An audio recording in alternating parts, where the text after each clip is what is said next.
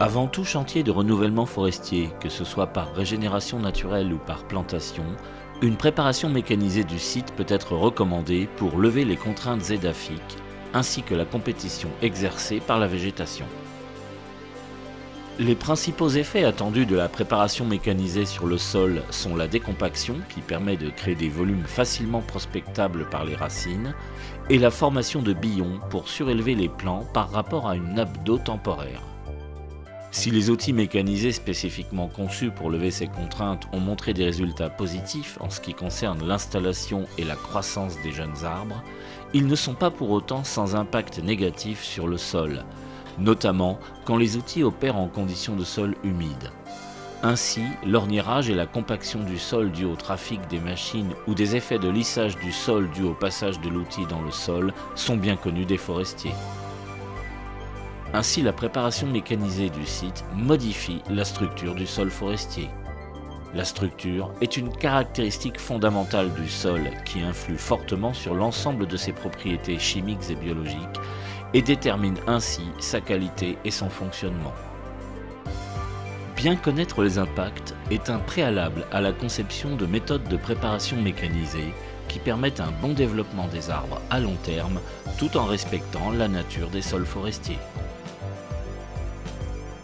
L'impact de la préparation mécanisée sur la structure du sol est évalué depuis longtemps en agronomie, notamment à l'aide de la méthode du profil cultural.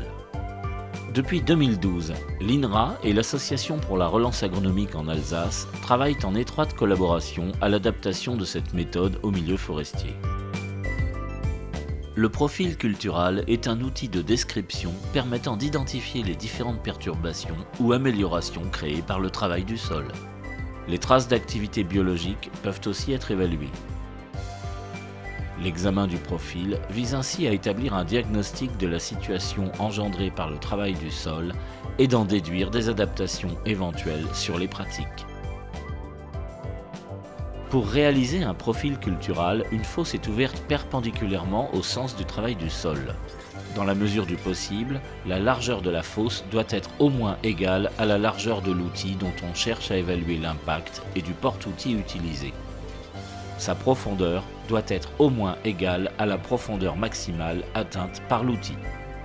La suite de la méthode est une affaire d'observation attentive et de sensibilité, puisque la description du profil se fait à la pointe du couteau. À la surface, donc un horizon, donc vous voyez qui s'effrite assez bien, donc on parle d'horizon fragmentaire, donc ce type d'horizon est plutôt favorable. Dans un premier temps, les zones d'apparence homogène sont délimitées verticalement et latéralement au moyen de tis de golf. Un repère orthonormé est ensuite matérialisé à l'aide de deux doubles mètres. Il permettra de relever les coordonnées des différentes observations et de les cartographier.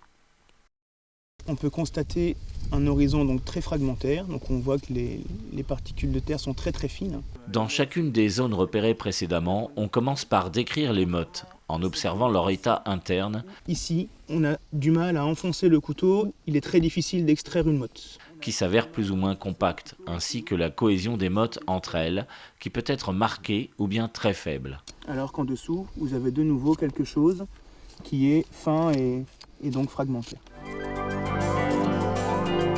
Après avoir décrit l'état structural des mottes, on note la présence de vides éventuels,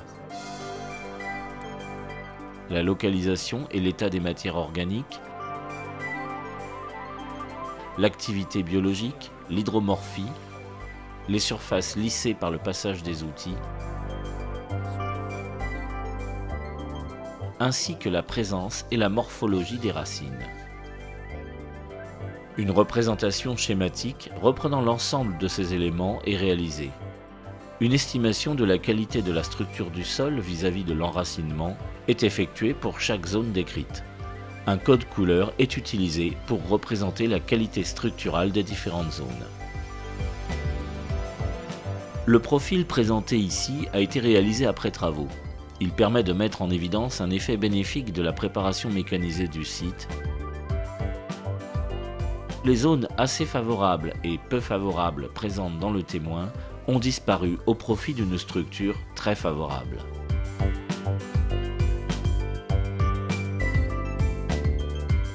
A l'inverse, le profil suivant, dans des conditions stationnelles et météorologiques différentes, révèle une dégradation de la structure du sol après passage de l'outil. La méthode du profil cultural permet donc de caractériser l'impact de la préparation mécanisée sur la structure des sols et de mettre notamment en évidence ses effets positifs ou négatifs. Un diagnostic préalable est recommandé afin d'évaluer l'utilité d'une préparation. Par exemple, ici, on observe un profil de sol dont la structure d'origine est relativement favorable.